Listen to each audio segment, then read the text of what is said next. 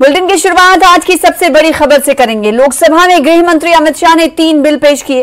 अमित शाह ने कहा कि अंग्रेजों के जमाने के आपराधिक कानून बदले जाएंगे। नए बिल के पास हो जाने के बाद देशद्रोह कानून खत्म हो जाएगा।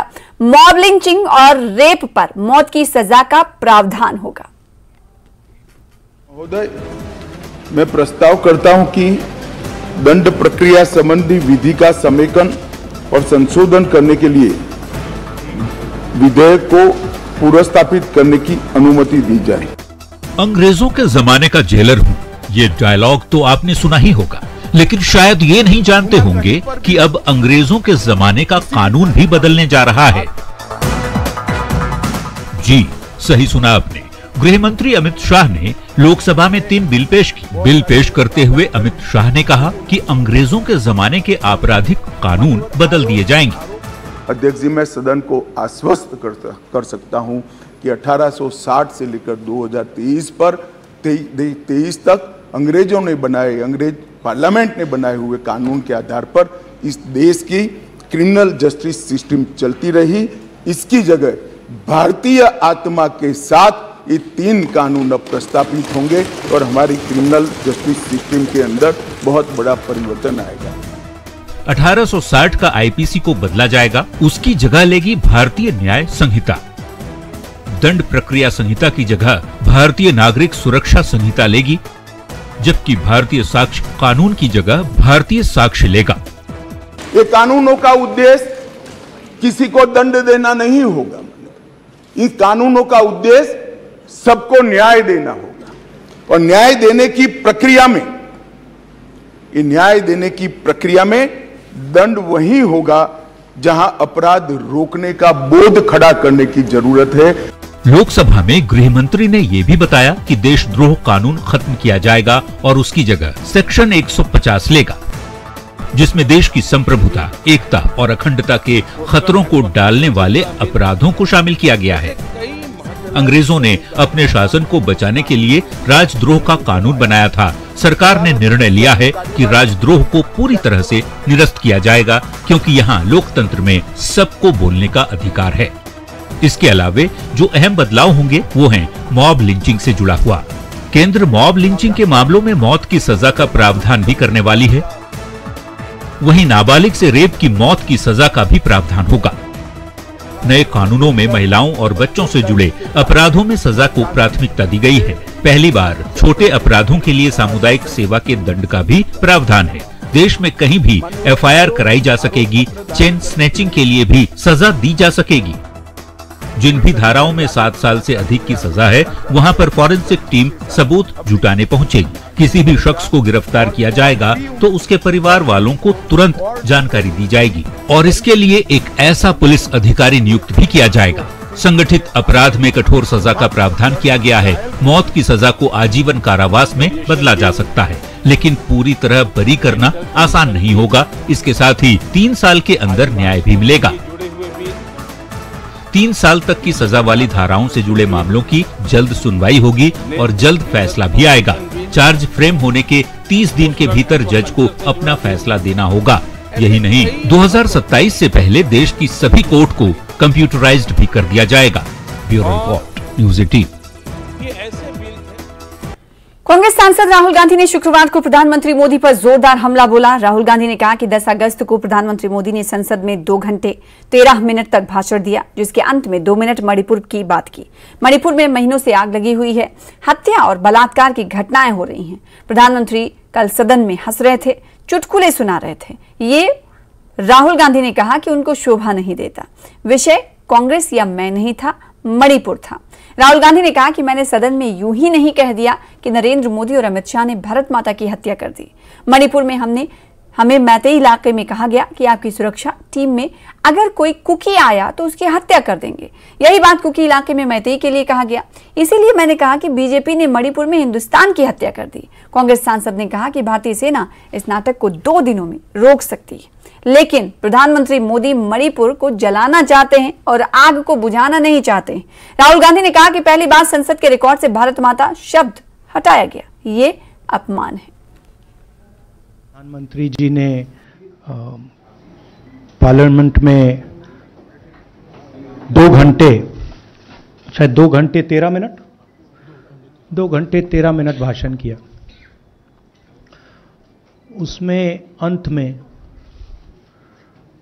2 मिनट उन्होंने मणिपुर की बात की।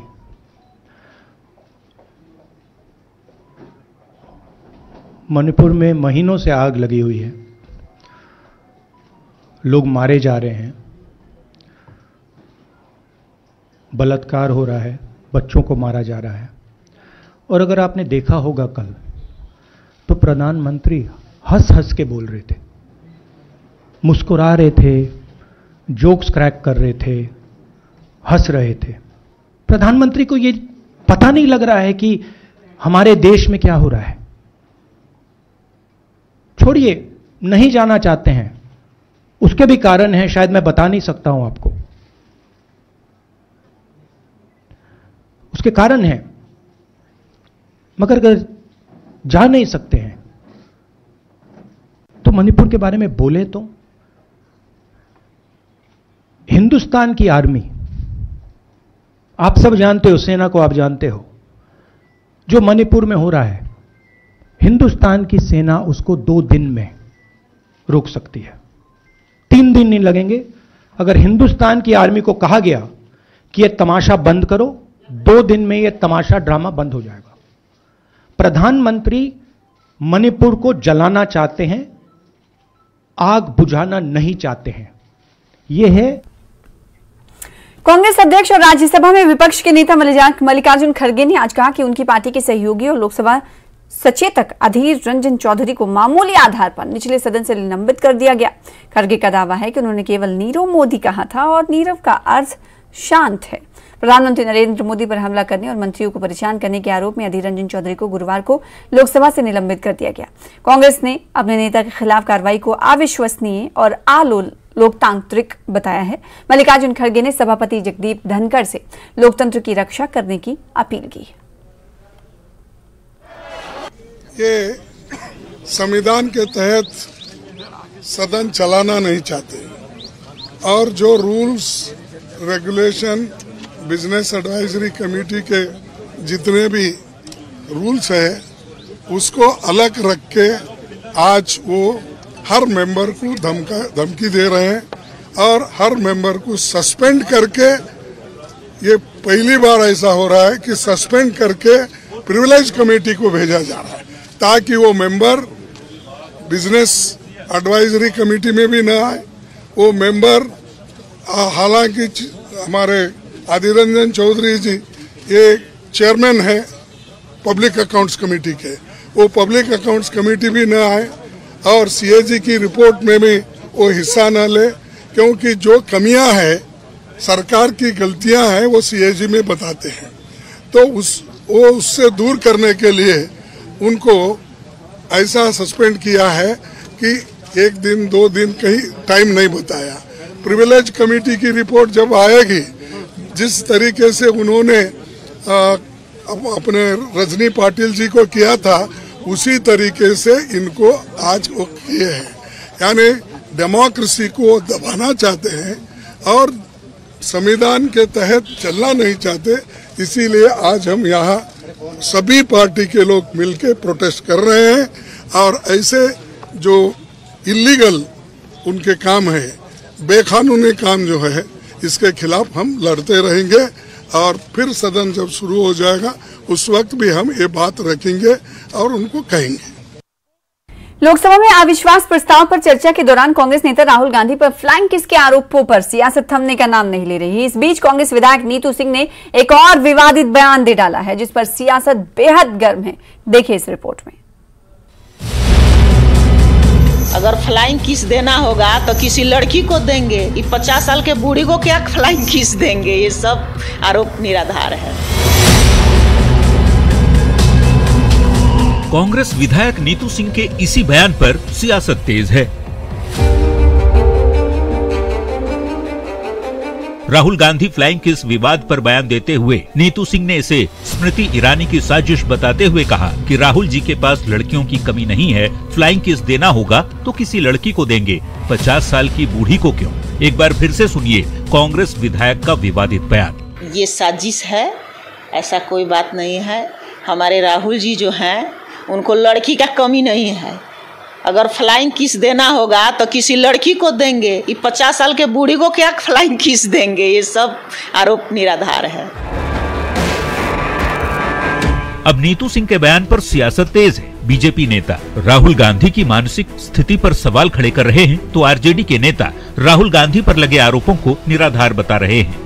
देश के लोग अब राहुल गांधी को समझ चुके हैं कि उनकी मानसिकता क्या है।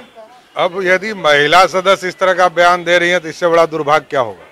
ऐसा है ना कि कांग्रेस के लोगों की मानसिक संतुलन खराब हो गई है और सोच गंदा हो गया है। अगर ऐसा ही है तो राहुल गांधी जी अनमैरिड क्यों हैं? शादी क्यों नहीं कर ली है? मंत्री ने स्मृति ईरानी जी ने राहुल गांधी जी के चरित्र हनन का प्रयास किया, ये सबको पता है। झूठा आरोप लगाया। राहुल गांधी के खिलाफ लगे आरोपों को निराधार बताने वाली नीतू सिंह नवादा के हिसुआ सीट से कांग्रेस की विधायक हैं और नीतीश कैबिनेट में कांग्रेस कोटे से शामिल मंत्री पद की रेस में भी हैं।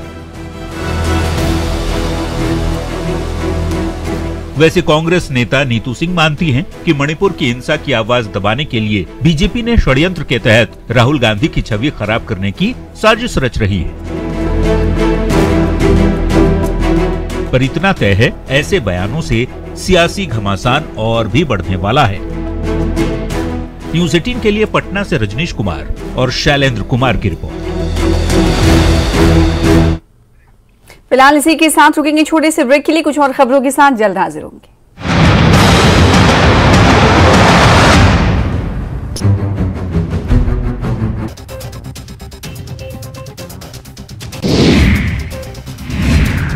वहीं बीजेपी विधायक पर कैबिनेट मंत्री अनिरुद्ध सिंह ने विवादित बयान दिया है और कहा है कि बलवीर वर्मा को एहसान मानना चाहिए कि वो कटोरा लेकर गाड़ी में सीएम के साथ क्यों बैठे। ऊना बीजेपी मंडल की बैठक पार्टी कार्यालय में आयोजित की गई। बैठक की अध्यक्षता मंडल अध्यक्ष हरपाल सिंह गिल ने की, जबकि विधायक सतपाल सिंह सत्ती बतौर मुख्य अतिथि बैठक में शामिल हुए।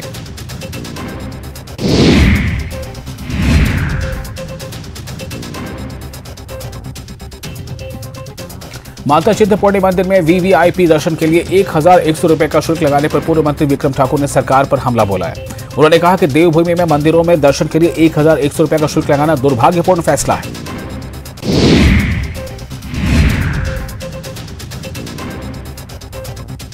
राज्यपाल श्री प्रताप शुक्ल ने चंडीगढ़ शिमला NH 5 पर चक्की मोड़ के पास बीते दिनों बारिश से हुए नुकसान और क्षतिग्रस्त हुए NH का जायजा लिया। इस दौरान डीसी सोलन मनमोहन शर्मा और अन्य विभागों के अधिकारी मौके पर मौजूद रहे।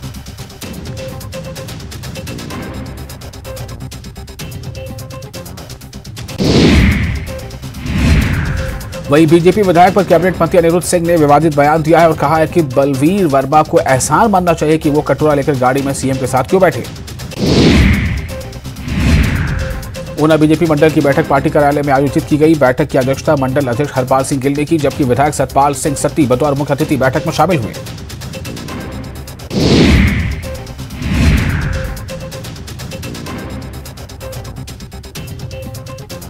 माता चिंतपूर्णी मंदिर में वीवीआईपी दर्शन के लिए 1100 रुपए का शुल्क लगाने पर पूर्व मंत्री विक्रम ठाकुर ने सरकार पर हमला बोला है। उन्होंने कहा कि देवभूमि में मंदिरों में दर्शन के लिए 1100 रुपए का शुल्क लगाना दुर्भाग्यपूर्ण फैसला है।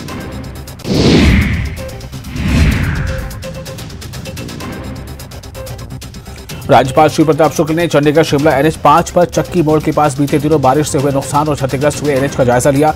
इस दौरान डीसी सोलन मनमोहन शर्मा और अन्य विभागों के अधिकारी मौके पर मौजूद रहे।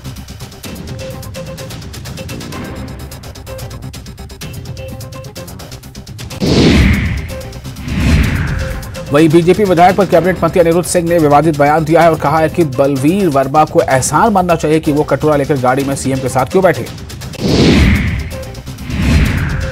ऊना बीजेपी मंडल की बैठक पार्टी कार्यालय में आयोजित की गई। बैठक की अध्यक्षता मंडल अध्यक्ष हरपाल सिंह गिल ने की, जबकि विधायक सतपाल सिंह सत्ती बतौर मुख्य अतिथि बैठक में शामिल हुए।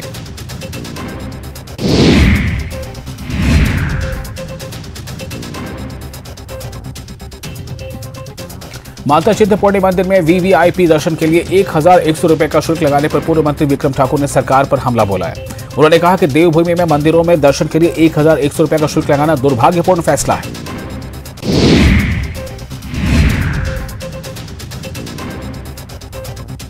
राज्यपाल श्री प्रताप शुक्ल ने चंडीगढ़ शिमला NH 5 पर चक्की मोड़ के पास बीते दिनों बारिश से हुए नुकसान और क्षतिग्रस्त हुए NH का जायजा लिया। इस दौरान डीसी सोलन मनमोहन शर्मा और अन्य विभागों के अधिकारी मौके पर मौजूद रहे।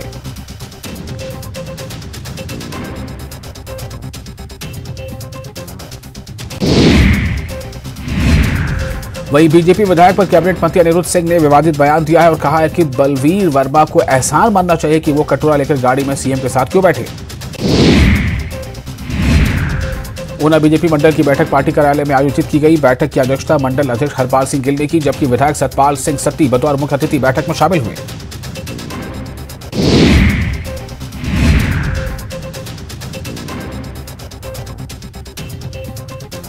माता चिंतपूर्णी मंदिर में वीवीआईपी दर्शन के लिए 1100 रुपए का शुल्क लगाने पर पूर्व मंत्री विक्रम ठाकुर ने सरकार पर हमला बोला है। उन्होंने कहा कि देवभूमि में मंदिरों में दर्शन के लिए 1100 रुपए का शुल्क लगाना दुर्भाग्यपूर्ण फैसला है।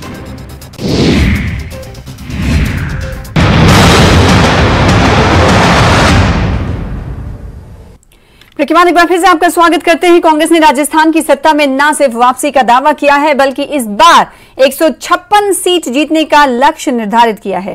राजधानी जयपुर में कांग्रेस के वॉर रूम में हुई अहम बैठक में इस बात का फैसला लिया गया कि इस बार समय से पहले टिकट बांटे जाएंगे और छोटे मोटे मतभेदों को दरकिनार कर पार्टी पूरी ताकत के साथ जनता के बीच जाएगी।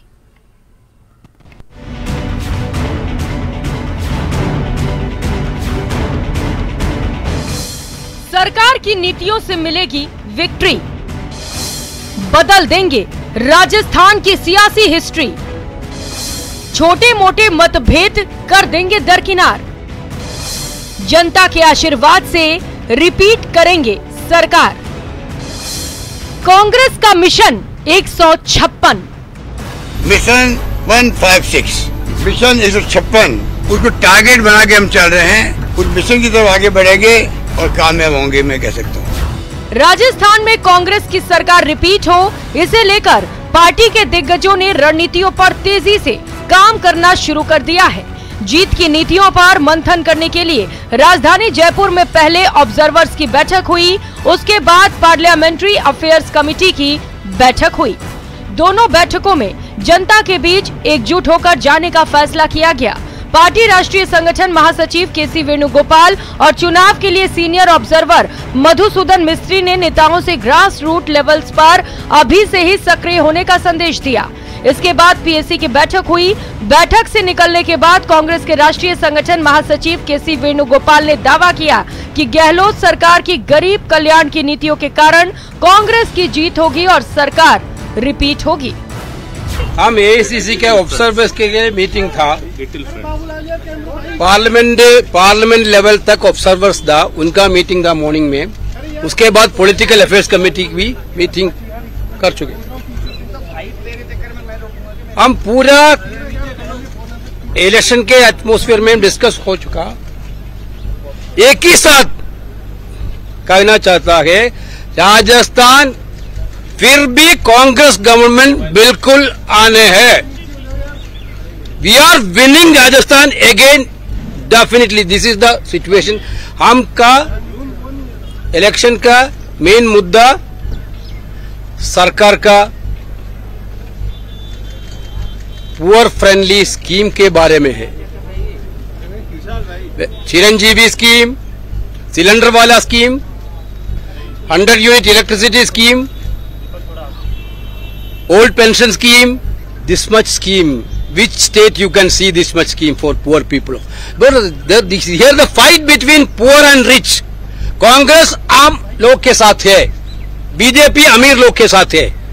The fight in the Rajasthan is going to be poor versus rich. Therefore, we are going to win this election comfortably. We are very sure. Today we had meeting with all the leaders. वहीं party के प्रदेश प्रभारी सुखजिंदर सिंह रंधावा ने बताया कि बैठक में इस बात का फैसला किया गया है कि पार्टी के सभी पर्यवेक्षक अपने अपने इलाकों में जाएंगे और जमीनी हकीकत प्रदेश और केंद्रीय नेतृत्व तक पहुंचाएंगे। उन्होंने कहा कि हमारे कैंडिडेट तैयार हैं और सितंबर के अंतिम सप्ताह या अक्टूबर के पहले सप्ताह तक लिस्ट आ जाएगी। उन्होंने कहा कि टिकट बंटवारे से युवाओं को तरजीह दी जाएगी। हमारे कैंडिडेट्स तैयार हैं। हम किसी टाइम भी सितंबर के लास्ट वीक या अक्टूबर के फर्स्ट वीक हमारी पहली लिस्ट जो आएगी और बहुत काफी नंबर जो होंगे वो हम पहली लिस्ट हम अपनी अनाउंस करेंगे और हम सबसे पहले जो कैंडिडेट्स हैं उनकी और यूथ जो है उनको भी पूरी रिप्रेजेंटेशन दी जाएगी, हर आदमी को जो दी जाएगी। बैठक से बाहर निकले मुख्यमंत्री अशोक गहलोत ने अपने पुराने अंदाज में केंद्र सरकार पर निशाना साधा और केंद्र पर उनकी सरकार को अस्थिर करने का आरोप लगाया। उन्होंने कहा कि जनता के आशीर्वाद से उनकी सरकार नहीं गिरेगी। पार्टी में मतभेद वाली बात पर गहलोत ने कहा कि छोटे मोटे मतभेद हर पार्टी में होते हैं। उन्होंने दावा किया कि इस बार उनकी सरकार न सिर्फ रिपीट करेगी बल्कि पार्टी मिशन 156 को पूरा करेगी। उन्होंने कहा कि ये चुनाव सिर्फ राजस्थान का नहीं बल्कि देश का भविष्य तय करेगा। पिछले कई चुनावों से प्रदेश की सियासत एक खास ढर्रे पर चल रही है।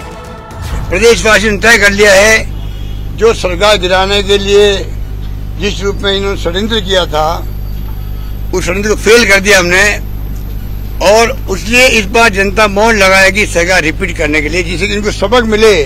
आप लोकतंत्र की हत्या कर रहे हो, आप सरकारों चुनी हुई सरकारों को गिरा रहे हो, और इसलिए ये सबक सिखाने का मौका राजस्थान से आया है।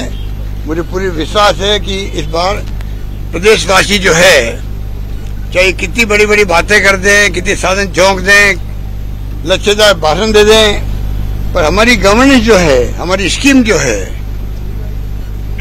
जो है शिक्षा में, स्वास्थ्य में, बिजली में, पानी में, सड़कों में काम हुए हैं, सोशल सिक्योरिटी में काम हुआ है। भारत जोड़ो यात्रा में जो 4 मुद्दे थे राहुल गांधी के, महंगाई, बेरोजगारी और साथ में प्यार, मोहब्बत, भाईचारा, मोहब्बत की दुकानें खोलने की बात थी, और अमीर गरीब की खाई बढ़ती जा रही है, वो नहीं बढ़नी चाहिए। वो मुद्दा लेके हम चल रहे हैं और इस चुनाव में हम अवश्य कामयाब होंगे। ये संकल्प सबने बैठ करके लिया है मीटिंग के अंदर, और उस संकल्प को लेके हम आगे बढ़ेंगे और सरकार रिपीट करेंगे जनता का आशीर्वाद।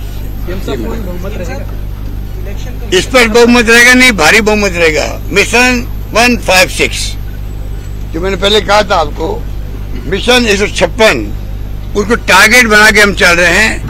उस मिशन की तरफ आगे बढ़ेंगे और कामयाब होंगे, मैं कह सकता हूँ। पिछले कई चुनावों से प्रदेश की सियासत एक खास ढर्रे पर चल रही है। एक बार कांग्रेस तो एक बार बीजेपी।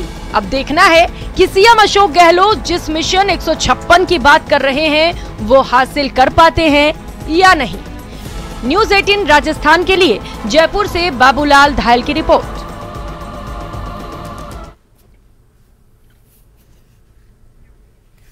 राजस्थान के नेता प्रतिपक्ष राजेंद्र राठौड़ ने भी कांग्रेस पर हमला बोला है, जिसमें उन्होंने कहा कि कांग्रेस फ्लॉप फिल्म का फ्लॉप शो है। साथ ही कहा कि ये बार बार हमारे राष्ट्रीय नेताओं के नाम लेकर अपनी ही पार्टी के आलाकमान को डराने का काम करते हैं। सुनिए। कांग्रेस इस समय फ्लॉप फिल्म का वो शो है जहां हम देखा करते थे घटी दरों में टिकट लेने के लिए लोग नहीं मिलते, इसलिए हो सकता है दूर दूर से घेर के वो टिकट देने की बात करें। भारतीय जनता पार्टी क्या करेगी, क्या नहीं करेगी, कब करेगी, रणनीति क्या है, ये हमारा राष्ट्रीय नेतृत्व, हमारा प्रदेश नेतृत्व तय करेगा। उस पर टिप्पणी करने का मुझे अधिकार नहीं, पर यह कह सकता हूं कि भारतीय जनता पार्टी चुनावी वर्ष की पार्टी नहीं है। हम चुनावी वर्ष में संगठन को गढ़ते नहीं है। जिस प्रकार कांग्रेस ने अभी कुछ ही 1 महीने पहले अपने प्रदेश पीसीसी को बनाया, भारतीय जनता पार्टी वो पार्टी है जो 5 साल बूथ से लेकर प्रदेश तक संगठनात्मक बात करती है, सिद्धांतिक बात करती है।